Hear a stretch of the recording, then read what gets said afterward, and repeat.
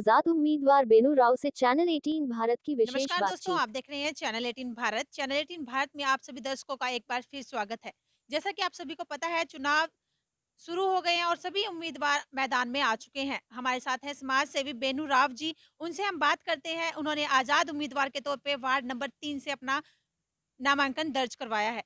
नमस्कार मैम। नमस्कार, नमस्कार। मैम, जैसा कि आपने वार्ड नंबर 3 से अपना नामांकन दर्ज करवाया है, आपका ये पहला चुनाव होगा, उसके बारे में थोड़ा आप बताइए?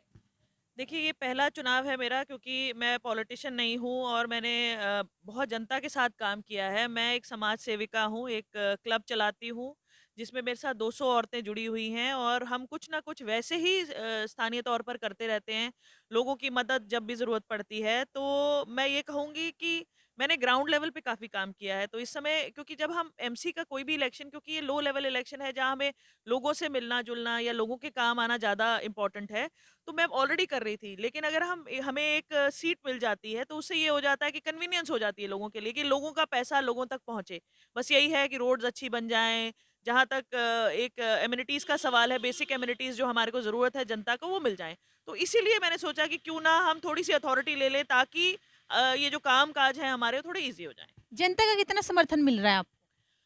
मैं बहुत खुश हूँ कि मेरे पास कल ही मैंने नामांकन पत्र फाइल किया है अपना और मेरे पास बहुत सारा सपोर्ट आया और फिजिकल भी सपोर्ट आया और मेंटली भी लोग बड़े प्रिपेयर्ड हैं कि इस बार हम नए बंदे को मौका देंगे। तो बहुत पॉजिटिव रिस्पांस है। बाकी देखो जैसे भगवान की इच्छा होगी वो होगा और जैसे लोग चाहेंगे वैसा होगा। अगर जनता आपको आशीर्वाद देती है, आप पार्षद बनती हैं, तो प्रमुख कार्य क्या रहेंगे आपके जो आप पार्षद बनने के बाद करवाएँगे? देखिए, मेरे को ऐसा लगता है कि जब हम कोई सीट पे आते हैं या हमें कोई नई अधिकार मिलता है काम करने का, तो हमारा सबसे पहला कार्य यही होता है कि जो-जो चीज़ें जैसे कि मैंने आज देखा है कि जो सब सेक्टर्स की प्रॉब्लम है, कि पानी जो है वो बहुत ज़्यादा खड़ा रहता है। सब जगह यही प्रॉब्लम है, मतलब घरों के आगे पानी आप ये देखिए मेरे घर के आगे आगे भी पानी है। तो 5 साल से हम हर रोज़ आप मेरी तारें देखिए सामने तारें कैसे लटक रही हैं। तो ये जो बेसिक चीज़ें हैं, ये लोगों को अभी चाहिए एट प्रेज़ेंट, पेड़ नहीं कटे हुए हैं। तो ये क्योंकि रिस्पॉन्सिबिलिटी समझने में भी थोड़ा टाइम लगता है। मैं उनमें से नहीं हूँ, मैं हर चीज़ सोच समझ कर, प्लान कर कर करती हूँ।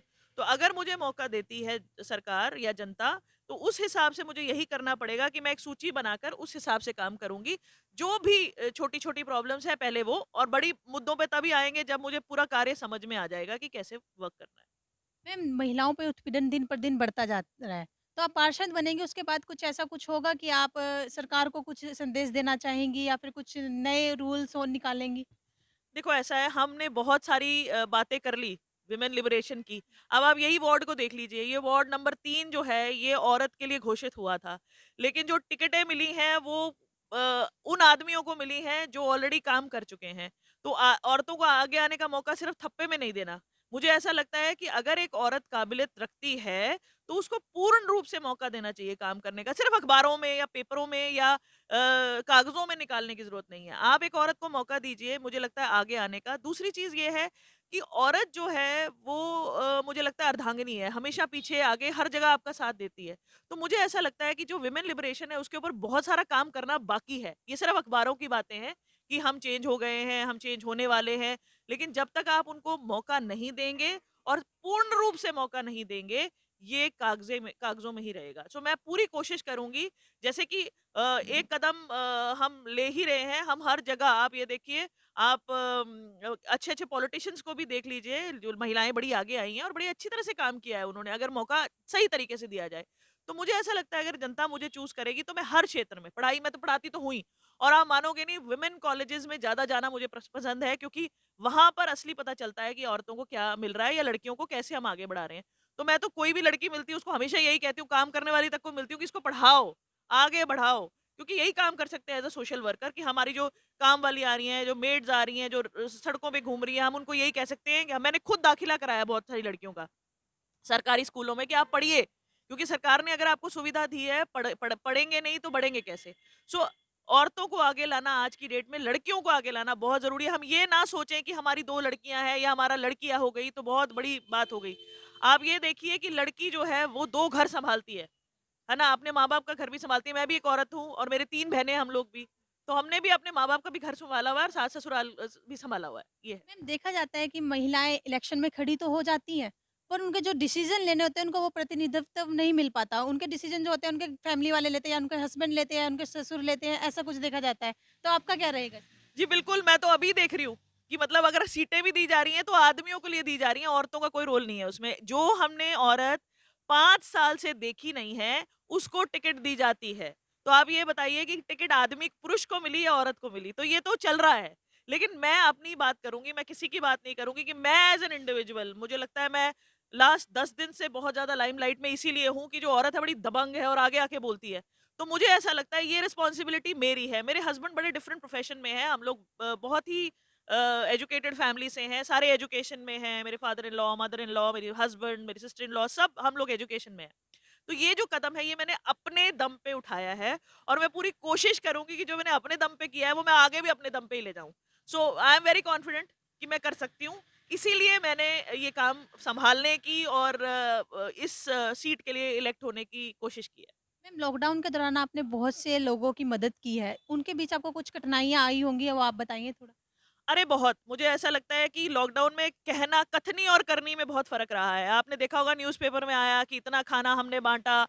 देखिए जेनुइनली अगर आपने बाँटा है तो सब तक पहुँचना चाहिए। और मैंने खुद मैं आपको अपनी ही एक्सपीरियंस बता रही हूँ कि हमने खुद झुग्गी-झोपड़ियों में जाकर ख राशन दिया है। देखिए ऊपर से खाना आता है, ऐसा नहीं है कि ऊपर से सरकार पैसा नहीं देती। लेकिन हमें काम करना है कि वो पैसा ढंग से लोगों तक पहुँचे या वो चीज़ें यूटिलाइज़ हो। है ना? हमारे को सड़कें बनाने के लिए पैसा आता है। हमें अभी कोविड के दौरान सब तरीके की चीज़ें आई। लेकिन ग्राउंड ग्राउंड लेवल पे काम हुआ ही नहीं ढंग से, डिस्ट्रीब्यूशन ढंग से नहीं हुआ। मैंने खुद अपनी किट्टी से जैसे हमने औरतों ने मैंने आपको बताया हम क्लब चलाते हैं, तो हमने अपने पैसों से लोगों को कंबल तक बाँटे। अभी हमने 300-400 कंबल बाँटे दिवाली से पहले ताकि उनको सर्दी आने से पहले ही चीज़ें मिल जाएँ। तो अगर ये सरकार हमें पैसा दे रही है तो इट इज़ इम्पोर्टेंट कि हम उनको डिस्ट्रीब्यूट भी करें। क्यों हम ऐसा सोच रहे हैं कि हम एक पॉलिटिकल लीडर हैं? अरे भई ये चीज़ें हमें जनता के लिए करनी है। और हमारे देश में बहुत गरीब जनता है। अगर हम उनको मैं आपको ये भी बता दूँ कि अगर मुझे ये सीट मिलती है, तो मुझे अगले 5 सालों में काम करके दिखाना पड़ेगा, वो मेरे लिए भी फ़ायदा है। क्योंकि आगे मुझे इतना पैसा खर्च नहीं करना पड़ेगा, जो मुझे अब करना पड़ रहा है लोगों को बताने के लिए कि भई मैं हूँ। आज की डेट में इलेक्शन एक मनी ओरिएंटेड गेम है ना? तो मैं वो कोशिश कर रही हूँ कि आज की डेट में लोग मुझे जानें और मैं काम करूँ उन 5 सालों में ताकि अगले इलेक्शंस में मुझे ये थोड़ा कन्वीनिएंट हो जाए कि लोग ऑलरेडी जाने कि इसने इतना काम किया है, इसको तो लाना ही पड़ेगा आगे। ये मैम है। मेरा लास्ट क्वेश्चन है, जैसे कि आज़ाद उम्मीदवार लड़ते हैं और जीतने के बाद अपना समर्थन किसी न किसी पार्टी को दे देते हैं। क्या आपका भी ऐसा कुछ रहेगा? देखिए अभी इट्स टू अर्ली क्योंकि मैं इन इन चीज़ों को जानती नहीं हूँ, मैं पॉलिटिकल हूँ नहीं, मैं आपको शुरू से यही बोलती आ रही हूँ कि जितने भी लोग शायद इंडिपेंडेंट भी लड़ रहे हैं, उनको काफ़ी एक्सपीरियंस है इस पॉलिटिकल सिनेरियो का, मुझे नहीं है। मैं बहुत नई हूँ, मैं सिर्फ़ जनता की से अभी मेरा मन यही है कि अगर मुझे जनता जिता देती है, तो जो भी चीज़ उनको प्रॉब्लम है और जितना भी पैसा सरकार एमसी को देती है, वो उन्हीं के लिए यूटिलाइज़ हो, ना कि सिर्फ़ ये बोलने के लिए कि भई ये एमसी है, इसने काम तो कोई करना नहीं। आप ये देखिए पिछले 5 सालों में कहाँ काम हुआ है? किसी भी सेक्टर में मेरे सेक्टर में अगर आप बात करें तो भी नहीं हुआ है। 16 सेक्टर की जो एमसी हैं, वो पहले रही हुई एमसी हैं। कोई काम मुझे नहीं लगता 16 सेक्टर में आज भी वहाँ पर जो प्रॉब्लम है वो 5 साल पहले भी थी। इसी तरह से हमारे सेक्टर है, हमारे जो सेक्टर के पार्षद रहे हैं, आज भी वही प्रॉब्लम्स है। आप देखो तारों की कितनी कंप्लेन कर चुके हैं सारे मुझे और आज क्योंकि मैं लड़ रही हूँ, तो लोग मेरे पास आ रहे हैं कि बेनू जी आप करवा दीजिए। अरे! मुझे अथॉरिटी तो दो, तभी करवाऊँगी ये तारें। मुझे कौन सुनेगा जब तक मेरे पास पोज़ीशन नहीं होगी। तो मैं यही कहूँगी ये 5 साल मेरे लिए एक ऐसे साल रहेंगे जो मेरे बेस लेवल बनाएँगे मेरा लाइफ़ का। सो मैं डेफ़िनेटली उस चीज़ पे काम करूँगी। बाकी जीतने के बाद ही पता चलेगा कि क्या सिस्टम है और कैसे है। लेकिन फ़िलहाल मैं सिर्फ़ सोसाइटी का सोच रही हूँ। वार्ड की जनता से क्या अपील करना चाहोगे आप? वार्ड की जनता से बहुत कुछ क्योंकि वही निर्णय लेगी। ये कुछ नहीं है, मुझे ऐसा लगता है कि जो लोग अभी लाइमलाइट में है या पार्टीबाजी है, ये कुछ नहीं है। जनता ही डिसाइड करेगी उनको कैसा उम्मीदवार आगे लाना है। तो मैं जनता से ही उम्मीद करूँगी कि इस बार अपना वोट जो है वो सोच समझ के डालिए। मैं ये नहीं कहती कि आप इस चीज़ को ना डालें या इसको ना डालें। मैं ये कह रही हूँ देखिए कि कोई काम करेगा। आपने पिछले 5 सालों में अपने कोई चेंजेस देखे हैं? जो पुराने पार्षद रहे हैं जिनके बल पे उनको सीट मिली या टिकट मिली है, तो क्या उन्होंने काम किया है? मेरे को कोई टिकट नहीं मिली है क्योंकि मैं एक सिंपल सोशल वर्कर हूँ। मैं अपने दम पे ये काम कर रही हूँ। रीज़न क्या है? मेरे को शौक है लोगों के साथ जाने का, मिलने का और जितने लोग मुझे जानते हैं वो ऐसे ही जानते हैं कि किसी के साथ भी चलेगी और कोई भी काम जो उसका होगा, क्योंकि देखो मैं कोई भाषण भी वैसे नहीं दे रही जैसे नेता देते हैं, एक जनरल बात कर रही हूँ आपसे।